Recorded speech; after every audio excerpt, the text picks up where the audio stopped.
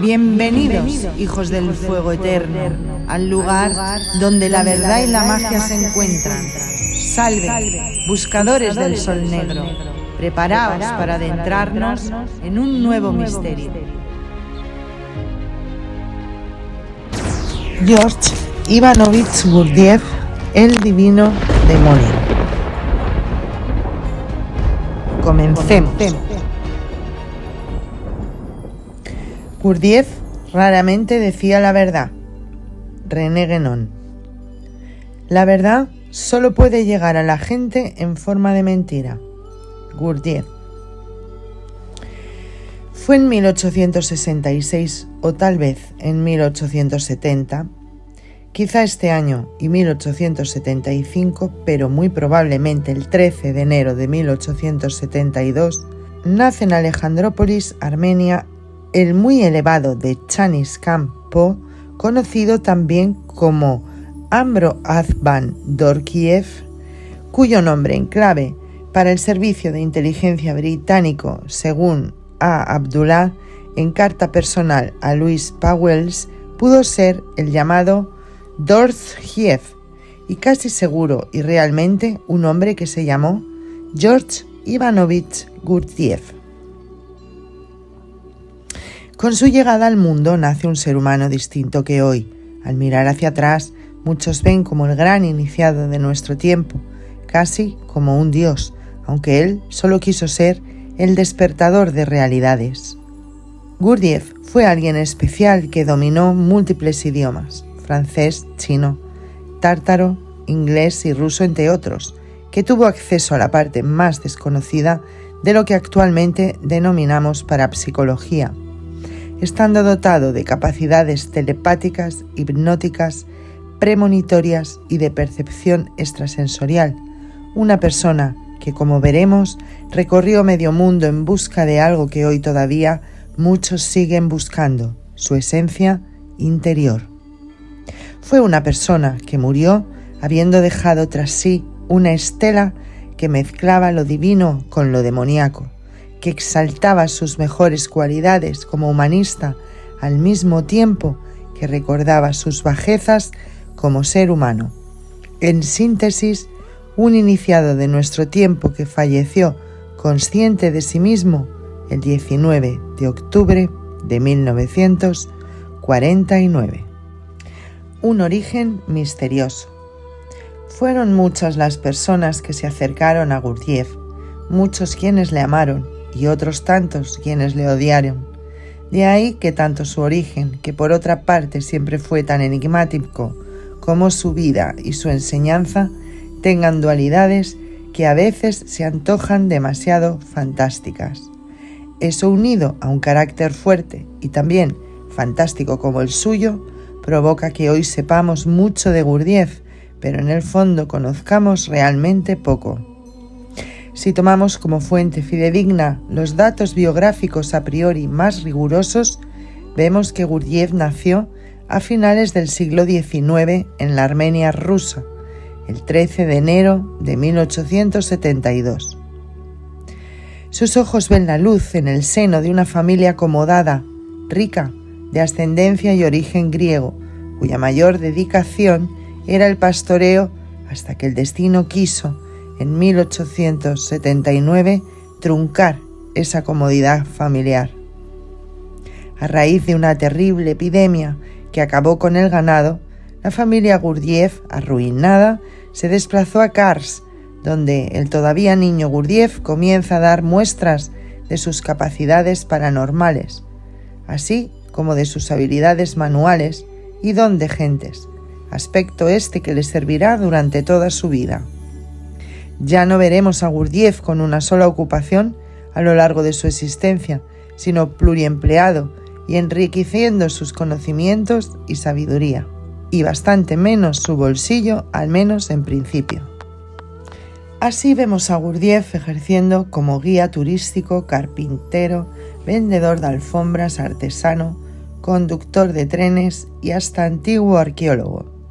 Y es que, como él mismo afirmaba, precisaba trabajar en múltiples ocupaciones, puesto que ello le permitiría, además de adquirir más conocimientos, viajar y poder mantenerse hasta encontrar algún día a los sacerdotes del secreto, de quienes deseaba recibir lo que él denominaba las enseñanzas más iluminadas.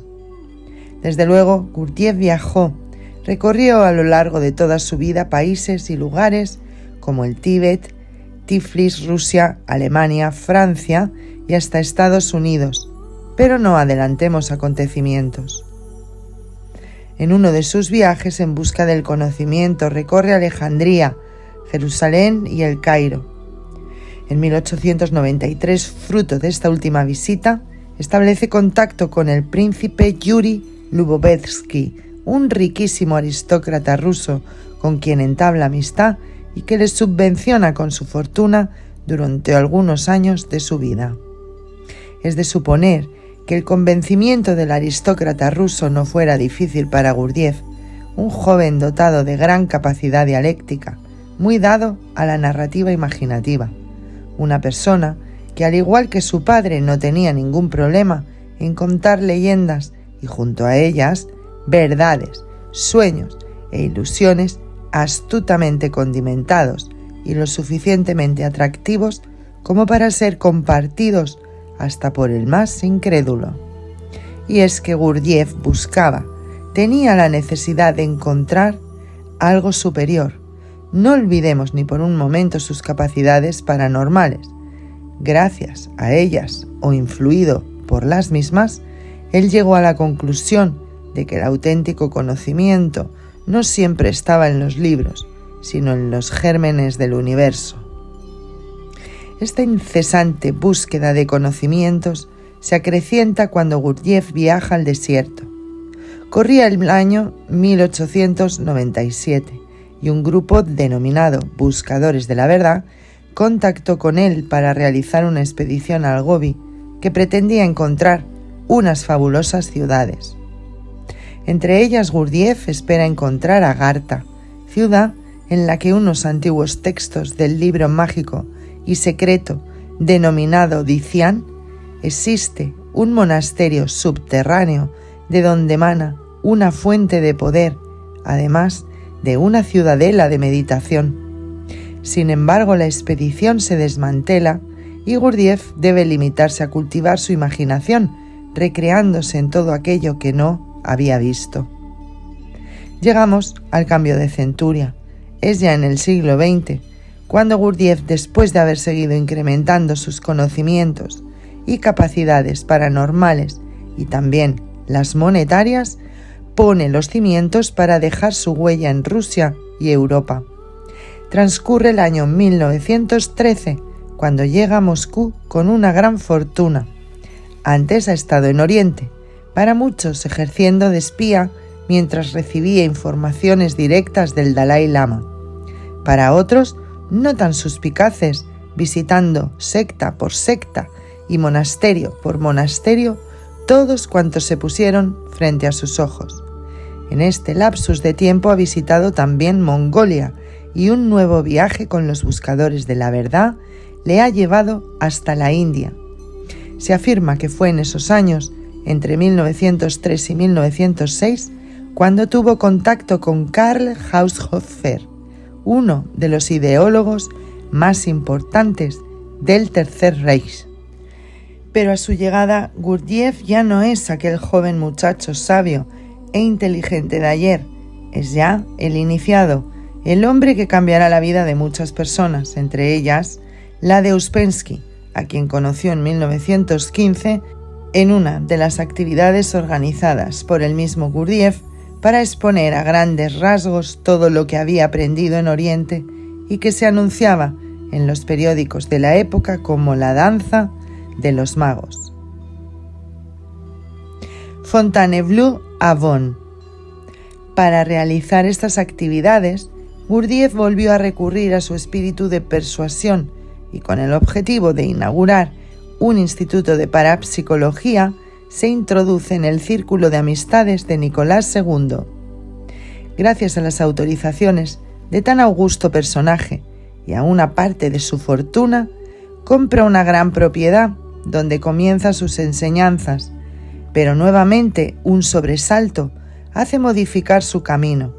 Su padre fallece a los 86 años de edad y Gurdjieff vuelve al Cáucaso, instalándose en Shentuki, donde junto a Uspensky y el matrimonio Hartmann comenzará a realizar ejercicios de interiorización.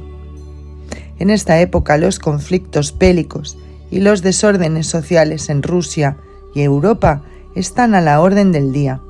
Gurdjieff decide alejarse de todo ello. Pasa por el Shchi y Tiflis, donde establecerá su instituto para el desarrollo armonioso del hombre. Luego siguen sus viajes por Constantinopla, Londres y Berlín, acabando por instalarse finalmente en París el 13 de julio de 1922. Allí alquila un apartamento, aunque el destino le llevará algo más lejos, Fontainebleau, a Bonn.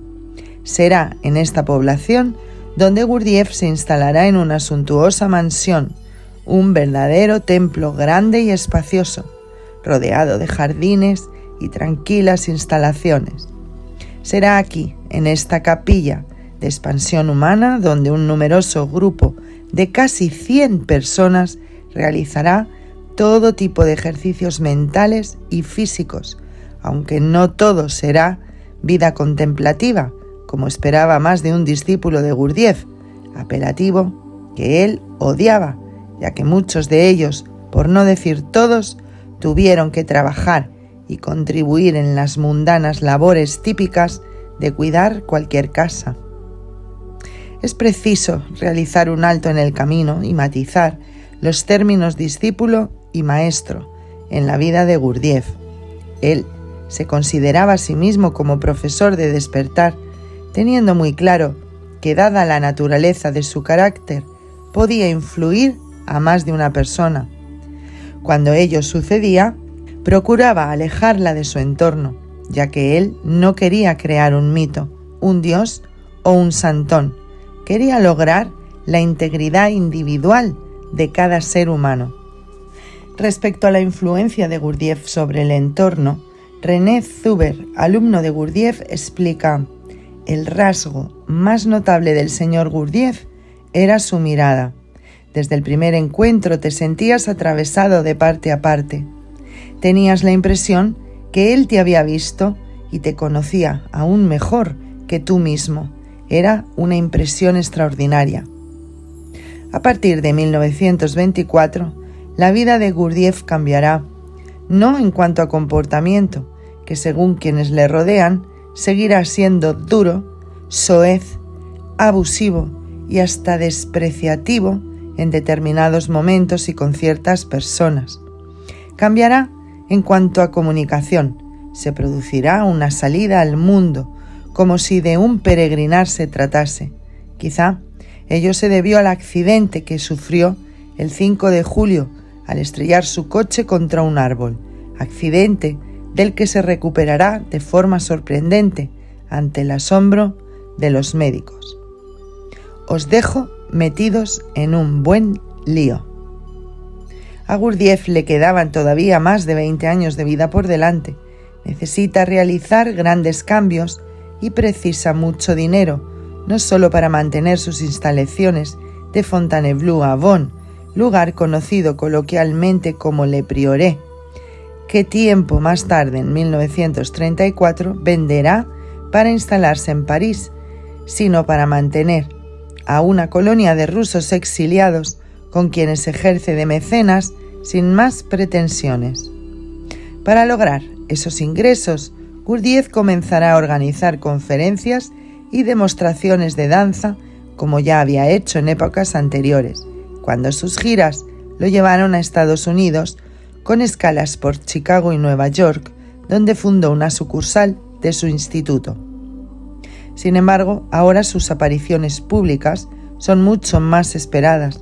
Gurdjieff es, podríamos decir, famoso, y son innumerables las personas que desean conocer a tan carismático y controvertido hombre, de quien saben no solo a través de la prensa, sino por libros que empiezan a llevar su sello, como Encuentros con hombres notables, que publicará en Estados Unidos hacia 1940, o Relatos de Belcebú a su nieto, obra que escribirá tras su accidente.